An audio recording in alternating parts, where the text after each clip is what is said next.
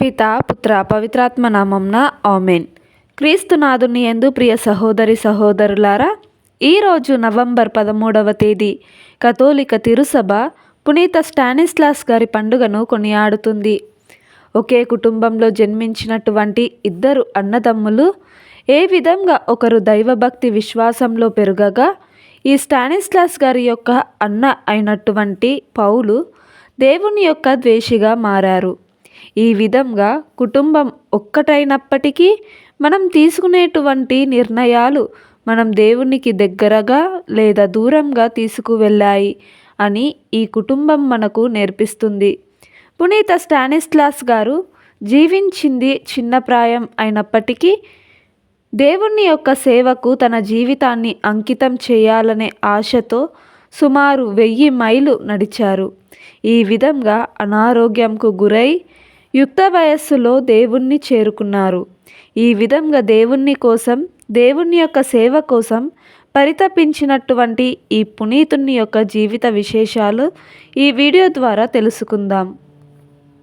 పునీత స్టానిస్లాస్ గారు పోలాండ్ దేశంలో జాన్ మార్గరెట్ అనే రాజవంశ ధనవంతులకు 1550 అక్టోబర్ 28న జన్మించారు. వారి తల్లిదండ్రులు ఇంటి వద్దనే ఒక ప్రత్యేక ఉపాధ్యాయుణ్ణి నియమించి విద్యను అందించారు. స్టానిస్లాస్ గారికి 14 సంవత్సరాల ప్రాయంలో పై చదువుల కోసం వారి పెద్ద అన్నయ్య పౌలు గారితో పాటుగా 1564లో వియన్లోని యేసుసభ కళాశాలల్లో చేర్పించారు. యేసుసభ గురువుల గృహలోనే వారికి బస ఏర్పాటు చేయించారు. ఆ సమయంలో స్టానిస్లాస్ అన్న అయినటువంటి పౌలు ప్రపంచక విషయంలో మునిగి తేలుతూ ఎంజాయ్ చేస్తూ ఉండేవాడు. స్టానిస్లాస్ మాత్రం తరచూ దివ్య సప్రసాదాన్ని స్వీకరిస్తూ నిత్యం దివ్యబలి పూజలో భక్తితో పాల్గొంటూ ఉండేవాడు. అయితే ఈ లోకాన్ని అంటనట్లు ఒక మునిలా జీవిస్తున్న తమ్ముడు స్టానిస్లాస్ పట్ల ద్వేషాన్ని పెంచుకున్నాడు. కొన్నాళ్లకు స్టానిస్లాస్ గారికి జబ్బు చేసి మంచం పట్టి గుడికి వెళ్ళలేని పరిస్థితి వచ్చింది. గురువు వచ్చి దివ్య సప్రసాదం ఇవ్వడానికి ఆ ఇంటి యజమాని అడ్డు చెప్పారు. కానీ స్టానిస్లాస్ గారి కోరిక నెరవేరేలా పునీత బార్బరా గారు వచ్చి దివ్య సప్రసాదం అందించారు. వారితో పాటు పరిశుద్ధ దేవమాత కూడా దర్శనమై స్టానిస్లాస్ గారి యొక్క జబ్బును వెంటనే నయం చేశారు. పోయి యేసుసభలో చేరి గురువుగా అవ్వమని పలికి దీవించి అదృశ్యం అయ్యారు. స్టానిస్లాస్ గారు గురువు కావడం తన తండ్రికి ఏమాత్రం ఇష్టం లేదు. ఆయన హెచ్చరిక వలన భయపడి వియాన్లోని యేసుసభలో స్టానిస్లాస్ గారికి ప్రవేశం లభించలేదు. అయితే ఒకరోజు వారు చీకటితో నిద్రలేచి ఇంటిని విడిచి ఒక పేదవానిలా దుస్తువులను ధరించి అడవి మార్గంలో ప్రయాణం కొనసాగించారు. వారి గమ్యం జర్మనీలో యేసుసభ ప్రొవిషన్గా ఉన్న పీటర్ గారిని కలుసుకోవడం. కాస్త కూస్త కాదు, 350 మైళ్ళు నడిచి గమ్యస్థానం చేరారు. పునీత స్టానిస్లాస్ గారు సిఫారసు పత్రం ఇచ్చి రోమ్ నగరంలో సభలో చేరమని అనుమతి ఇచ్చారు.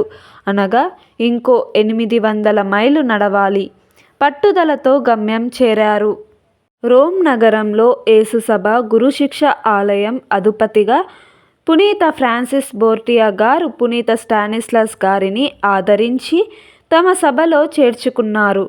స్టానిస్లాస్ గారిని సన్మనస్కుని పోలిన అమాయకత్వం, పరిశుద్ధత, ముఖంలో కనిపించే తేజస్సు అక్కడ ఉన్నటువంటి అందరి హృదయాలను ఆకట్టుకున్నారు. అందరికీ దగ్గరివాడిగా, ప్రియమైన వ్యక్తిగా ఉన్నారు.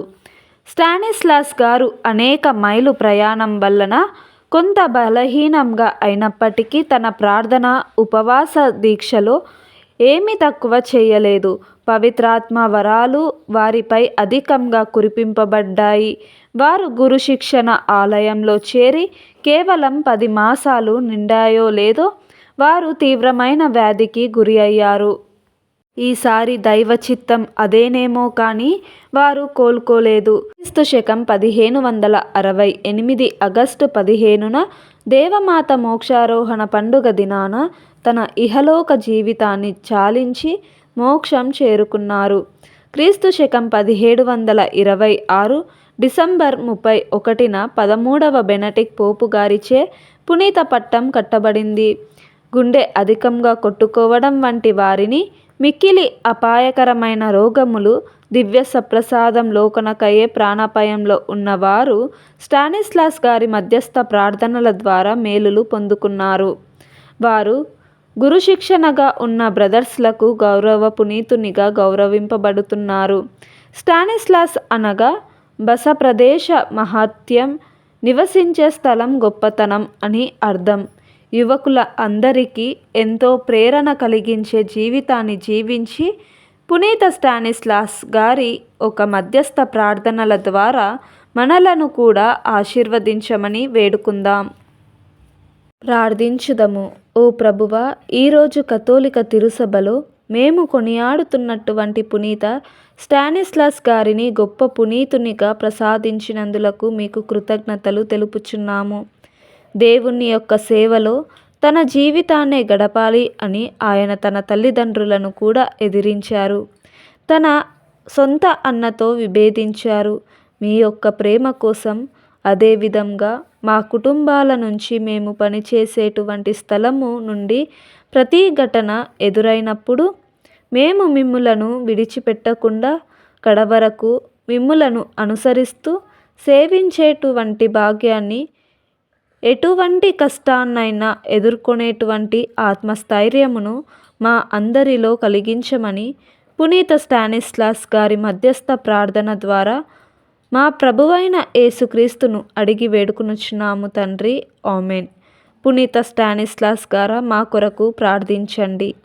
పితా, పుత్ర, పవిత్రాత్మ నామమున ఆమెన్.